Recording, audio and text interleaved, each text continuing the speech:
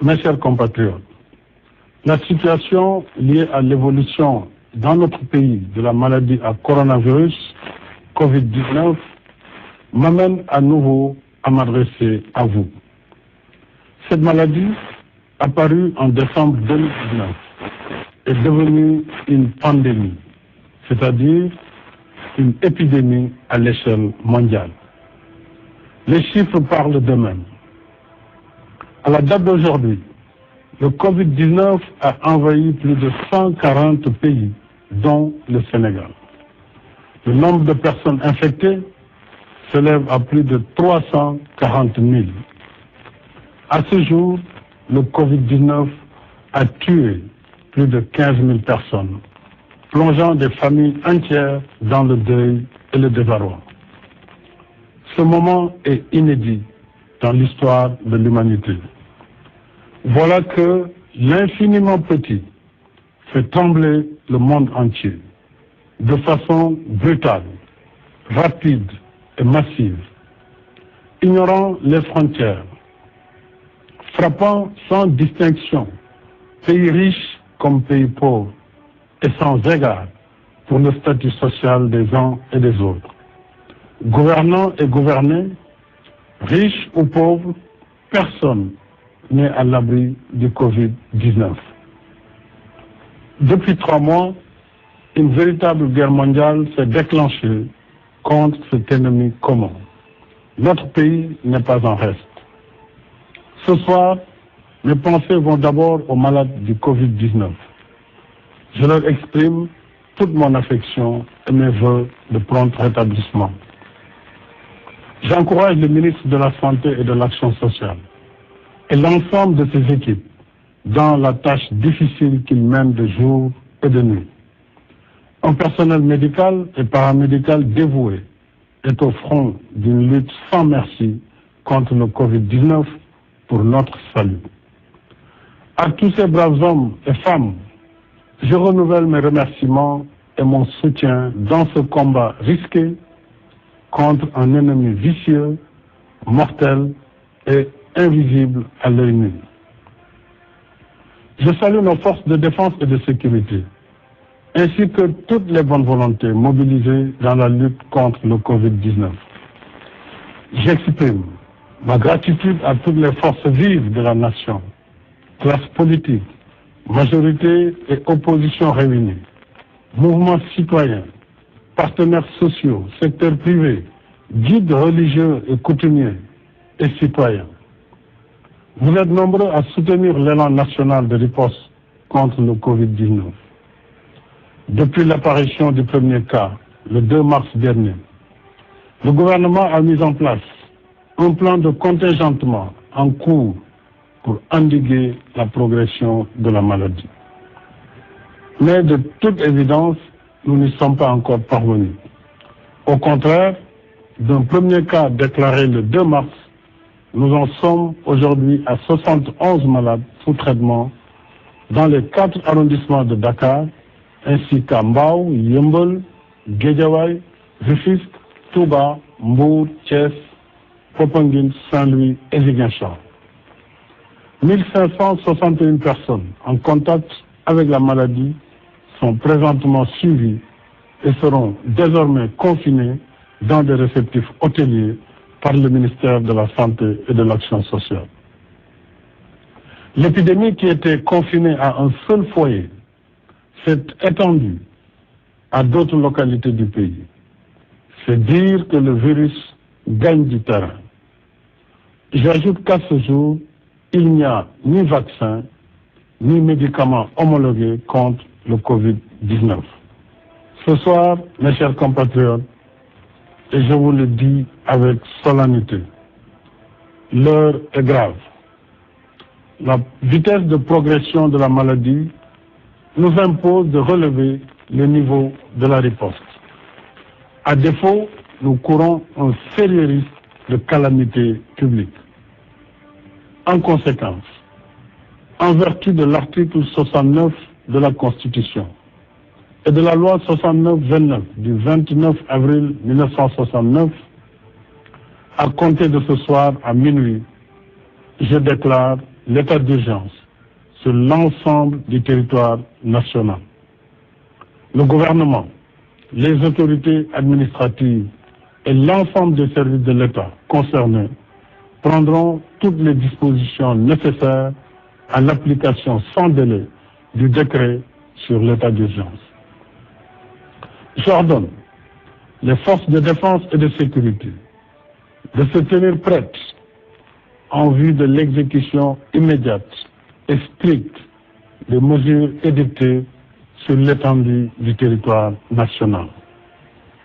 Conformément à la loi sur l'état d'urgence, ces mesures donneront en particulier aux autorités administratives compétentes le pouvoir de réglementer ou d'interdire la circulation des personnes, des véhicules ou des biens dans certains lieux et à certaines heures.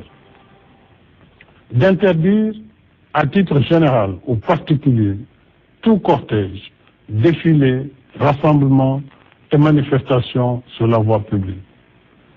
D'ordonner la fermeture provisoire des lieux publics et lieux de réunion. D'interdire à titre général ou particulier les réunions publiques ou privées de quelque nature qu'elles soient susceptibles de provoquer ou d'entretenir le désordre. Ces mesures non exhaustives pourraient évoluer en fonction des circonstances.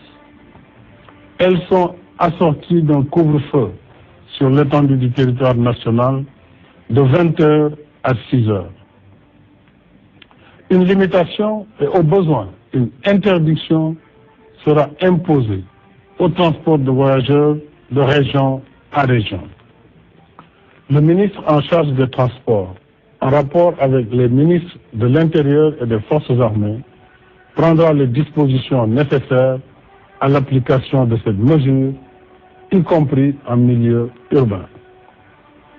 Conformément à l'article 77 de la Constitution, je saisirai l'Assemblée nationale d'un projet de loi habilitant le président de la République à prendre pour une durée de 3 mois des mesures relevant du domaine de la loi afin de faire face aux impératifs d'ordre budgétaire, économique, social, sanitaire et sécuritaire de la lutte contre le Covid-19.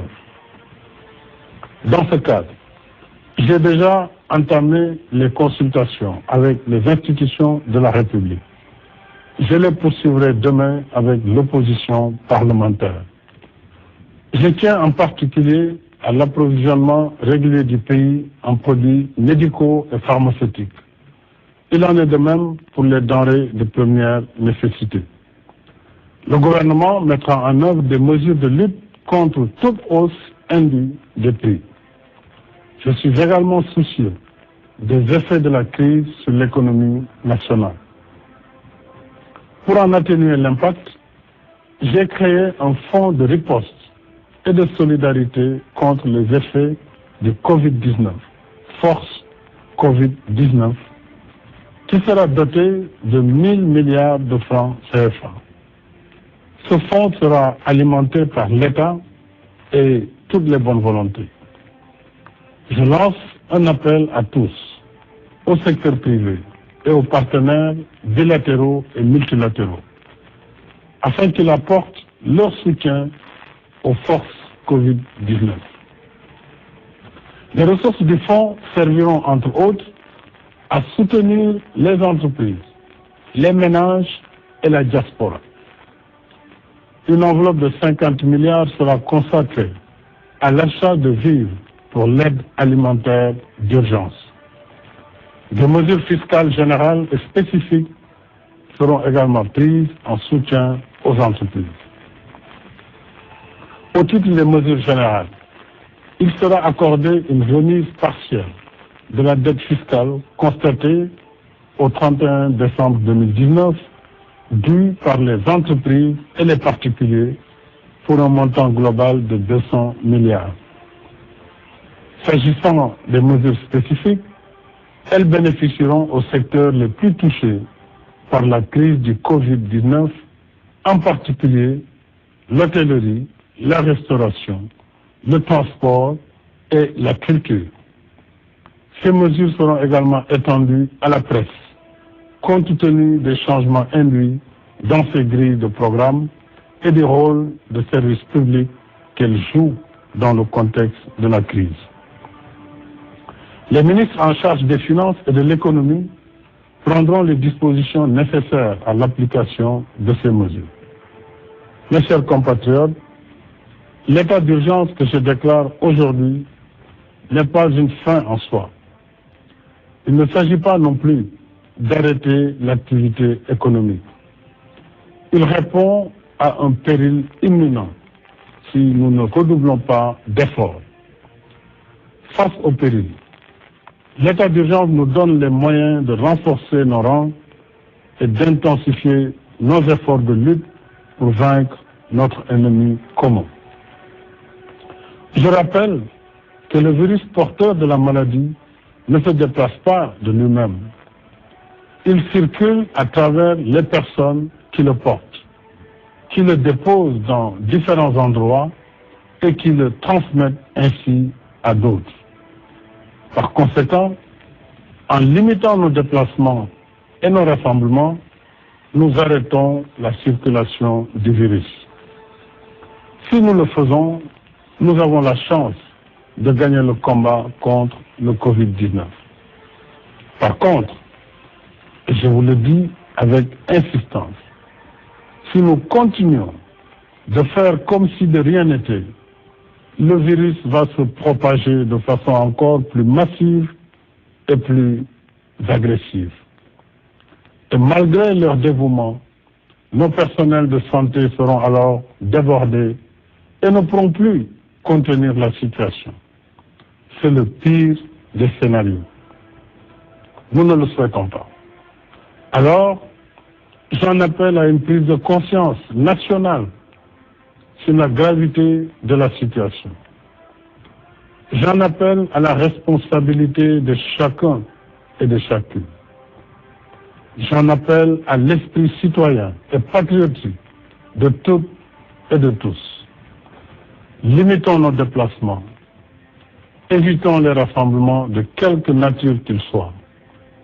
Il y va de notre propre santé et de notre propre vie. Il y va de la santé et de la vie de nos familles et de nos communautés. Mobilisons-nous, mes chers compatriotes. Ne laissons au virus ni la vie, ni nos vies. Il y va de notre salut. Il y va du salut de la nation. Bonsoir.